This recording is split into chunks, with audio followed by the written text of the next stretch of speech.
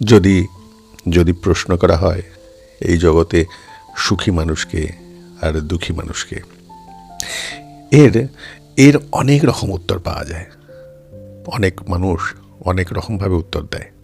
কিন্তু কিন্তু যদি কোনো সাধকের কাছে গিয়ে জিজ্ঞাসা করো এই একই প্রশ্ন, যদি কোনো সাধুকে প্রশ্ন করো, সে সাধু বলেন, সাধুর দৃষ্টিভঙ্গিটা একটু অন্য রকমের। তিনি বলেন যে যদি তুমি সুখের মধ্যে থেকে দুঃখের ভাবনা করো তাহলে পরে তুমি দুঃখী, আবার যদি তুমি দুঃখের মধ্যে থেকে সুখের ভাবনা করো তাহলে তুমি সুখী। তাই সুখ এবং দুঃখ এই দুটোই আসে ভাবনা থেকে।